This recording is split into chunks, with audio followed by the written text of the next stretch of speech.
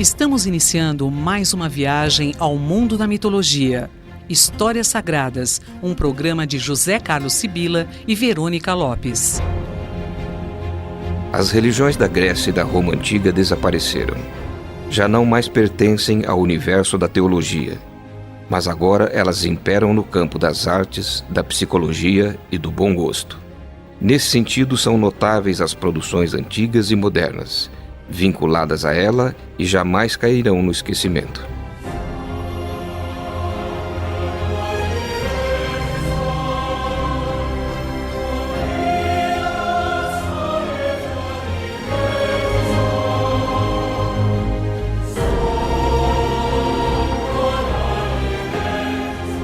Mitologia, Histórias Sagradas, Dionísio.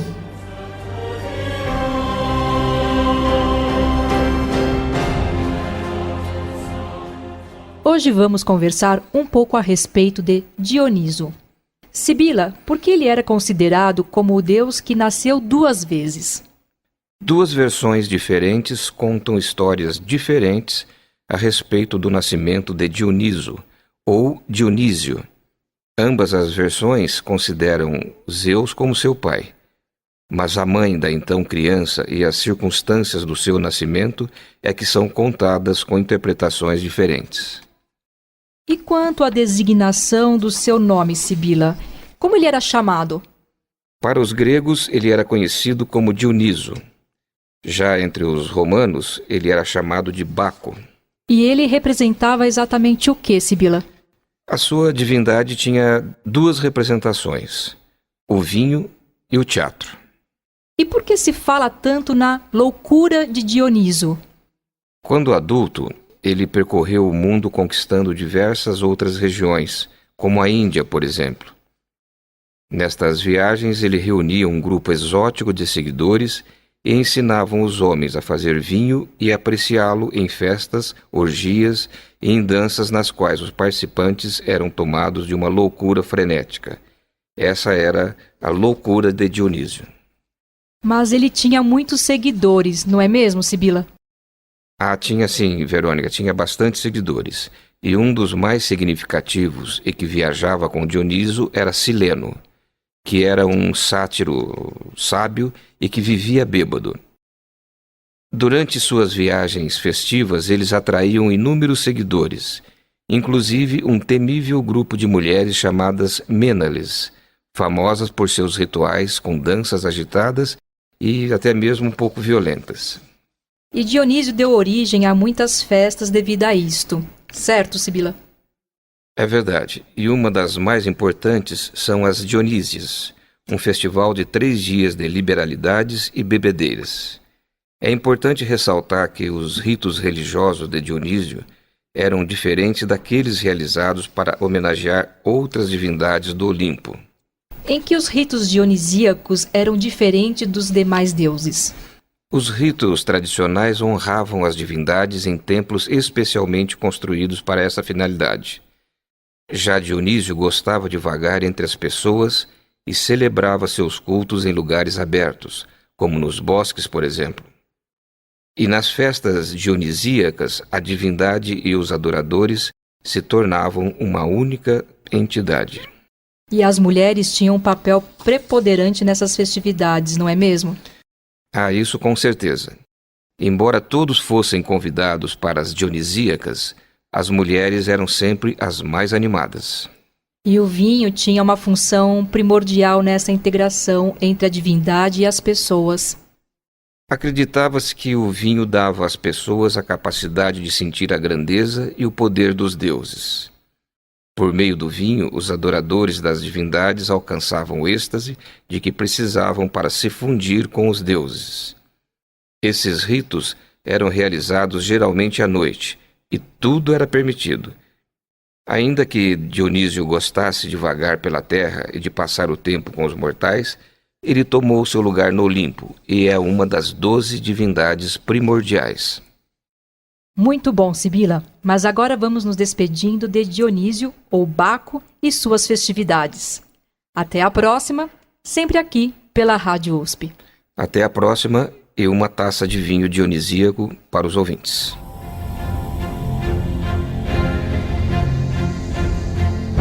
Mitologia, histórias sagradas.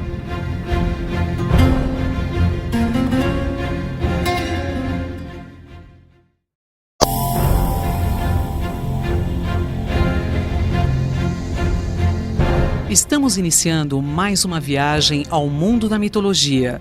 Histórias Sagradas, um programa de José Carlos Sibila e Verônica Lopes.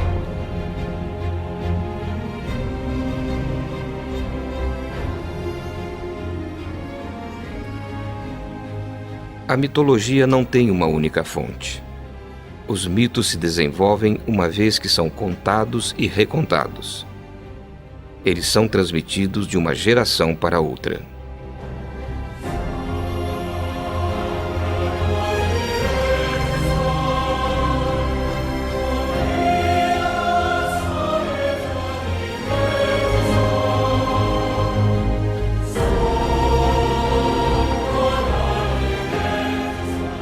Histórias Sagradas, contadores de histórias.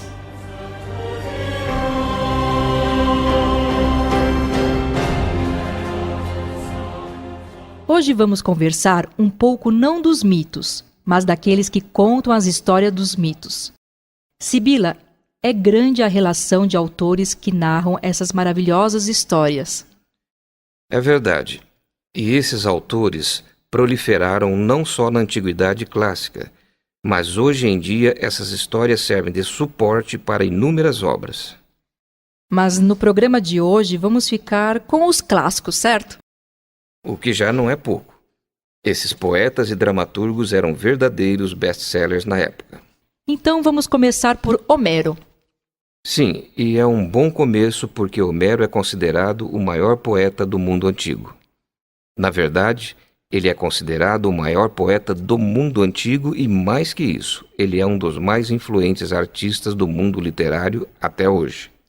E sua obra mais significativa é Ilíada e Odisseia, não é mesmo, Sibila? É verdade. Mas o que se discute muito ainda hoje é que se ele foi o único autor dessa gigantesca obra literária, que é até hoje debatida entre historiadores e por pessoas comuns. Aliás, existem várias teorias que dizem que ele não foi o autor único de todas as obras atribuídas a ele. Mas, sem dúvida, ele é conhecido como o grande contador de história do mundo antigo. E essa teoria da dúvida é muito forte atualmente, certo? Alguns pesquisadores afirmam que Ilíada e Odisseia foram escritos por vários autores, e o resultado foi atribuído a Homero.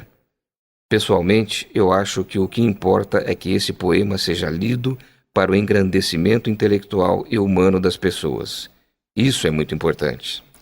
E é uma obra muito extensa, não é mesmo, Sibila? Os poemas épicos Ilíada e Odisseia possuem aproximadamente 12.000 linhas cada um. Para os antigos, ouvir um poema épico era uma forma prazerosa de passar o tempo e eles falam sobre a Guerra de Troia. Mas sobre as histórias em si, nós já falamos em outro programa.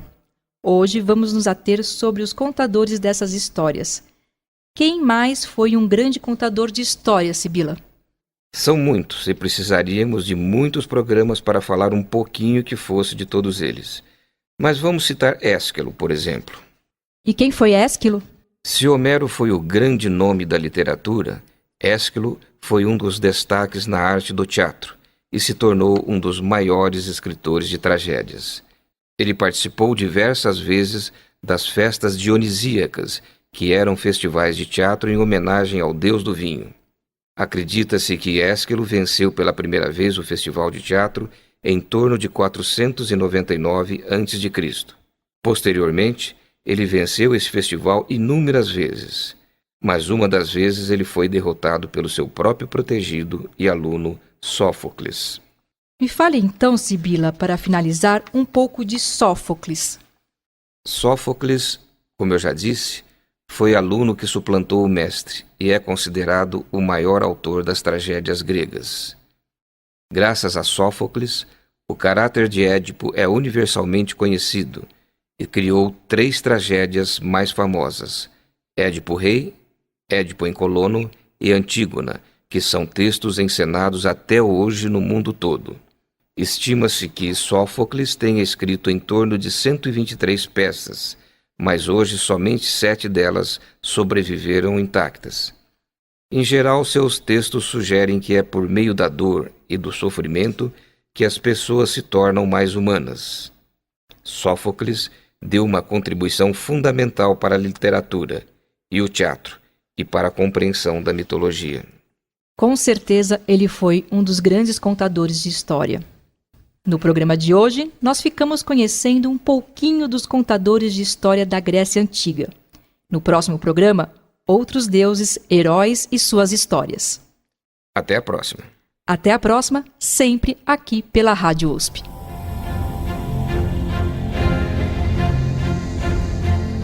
Mitologia, histórias sagradas.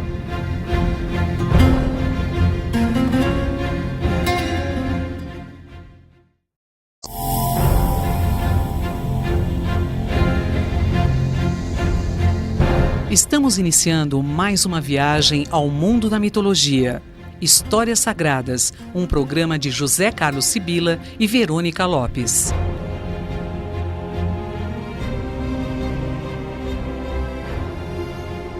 Assim como muitas religiões modernas, a mitologia clássica explora a relação entre a humanidade e um poder superior. Em geral, os mitos contam histórias sobre a interação entre pessoas e deuses e deusas.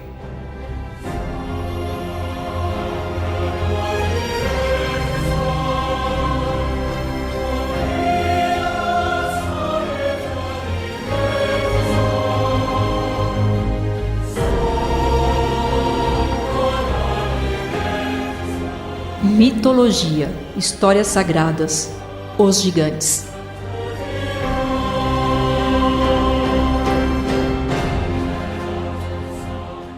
No programa de hoje, vamos conversar sobre uma raça fisicamente muito diferenciada e que tinha um relacionamento complicado com as divindades. Sibila, como era essa raça? Eram os gigantes, uma raça muito poderosa. Eles tinham a cabeça e o tronco igual a dos humanos, mas as suas pernas eram como as das serpentes.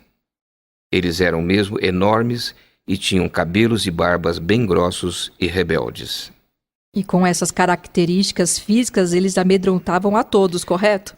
Ah, isso com certeza. Eles aterrorizavam a tudo e a todos que cruzassem o seu caminho. E a relação deles com os deuses, Sibila? Os gigantes representavam um desafio para as divindades do Olimpo.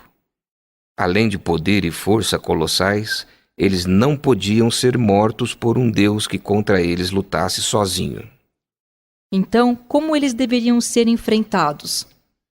Um deus e um mortal deveriam se unir para combater os gigantes. Eles deveriam se unir para matar um ser dessa espécie com sua força descomunal. E qual a razão da vitalidade desses seres gigantes? Acredita-se que uma das possibilidades de tamanha resistência era uma planta que fazia dos gigantes imune ao ataque de todos os mortais. E como eles foram enfrentados, Sibila? Dizem que Zeus, ao descobrir os poderes dessa planta, tratou logo de removê-la da terra, para que os gigantes não mais pudessem usá-la.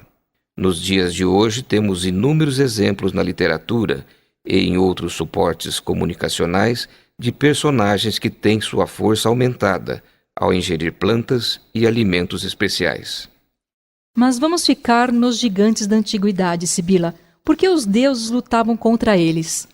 Acredita-se que esse contencioso existia porque uma divindade, Gaia, a Mãe Terra, estava muito chateada com Zeus, o Senhor do Olimpo, e rebelou-se contra ele.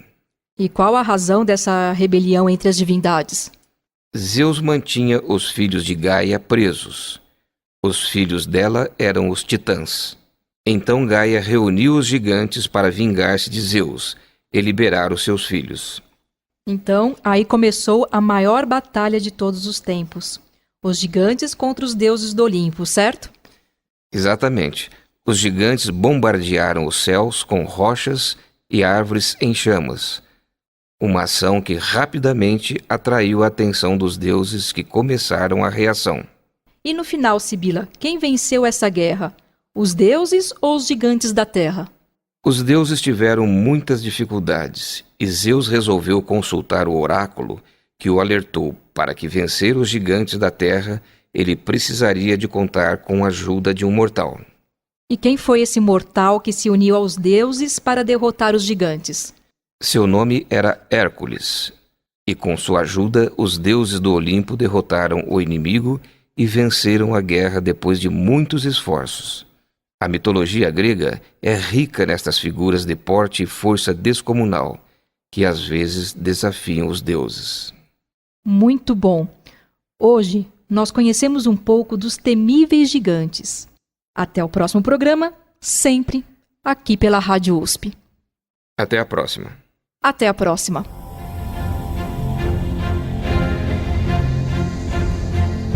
Mitologia, histórias sagradas.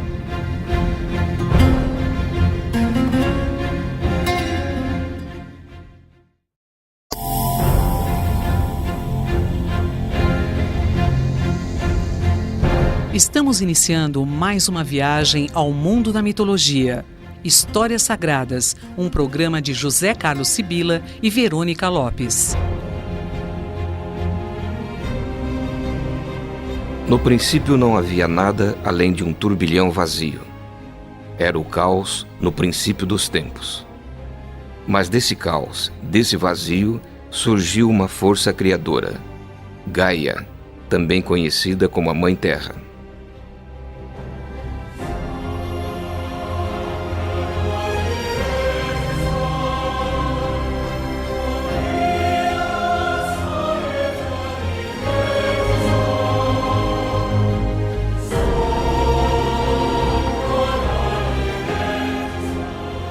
Mitologia, histórias sagradas, Gaia.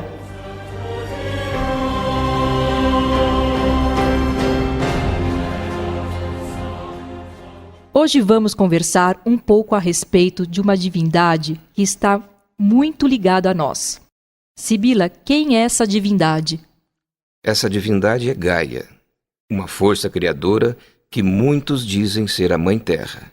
Outros dizem que seu nome é Eurínome. E qual foi o significado dessa deusa, Sibila? Gaia é muito ligada às origens da Terra. Ela fazia parte da prole original do cosmo durante a criação. Ela possuía grande responsabilidade para com o universo, uma vez que ela significava a Terra, mas também tinha o significado de mãe. E qual foi a sua participação efetiva na criação do mundo? De acordo com o mito que descreve a criação do mundo a partir do caos, Gaia deu origem a 3 filhos, sem a ajuda de nenhum homem. Quem eram esses filhos que nasceram sem a participação do homem? Esses filhos eram Ponto, Urano e Órias. Depois desses filhos, ela teve outros, mas para isso ela se acasalou com o próprio filho Ponto, certo? Embora Gaia estivesse muito ocupada criando os elementos para a formação do universo, ela reservou um tempo para se acasalar com seu filho Ponto. E dessa união de Gaia com o filho nasceram outros filhos. Dessa união de mãe e filho nasceram outros 5 filhos. É necessário dizer que não era considerada uma relação incestuosa. E quem eram esses filhos que nasceram de Gaia, Sibila? Dessa relação nasceram Seto, Euríbia, Nereu, Talmante e Fórcis. Então vamos ao primeiro, Seto. Seto era considerada a divindade dos grandes animais marinhos. Os gregos usavam seu nome informalmente para se referir aos monstros marinhos. E a outra filha de Gaia era Euríbia. Ela não era tão representativa como seus irmãos. A maioria dos mitos que envolve Euríbia simplesmente se refere a ela como a esposa de um titã e mãe de filhos titãs. E o terceiro filho, Nereu. A Nereu era uma divindade marinha, conhecida como o ancião do mar. Mas hoje, Sibila, quando se fala em mar, a divindade lembrada é Poseidon. É verdade. Embora Poseidon seja a primeira divindade a ser lembrada quando se fala em Deus do mar, Nereu recebeu esse título muito antes de Poseidon ter sequer nascido. E Sibila, qual era a principal qualidade de Nereu? Ele tinha a capacidade de mudar de forma e também o dom da profecia. Ele é mais conhecido como pai das Nereidas, as deusas marinhas. E da união de Gaia com seu filho Ponto ainda nasceram Talmante e Force, certo? E ambos se tornaram divindades marinhas. Mas Gaia também gerou outros filhos, também se acasalando com Urano, seu outro filho. E qual geração nasceu dessa união de Gaia com o seu filho Urano? Dessa união nasceram 6 poderosos e enormes filhos, os titãs, que vieram a governar a Terra. Bem, dos poderosos titãs falaremos numa próxima oportunidade. Sempre aqui pela Rádio USP. Até a próxima. Até a próxima.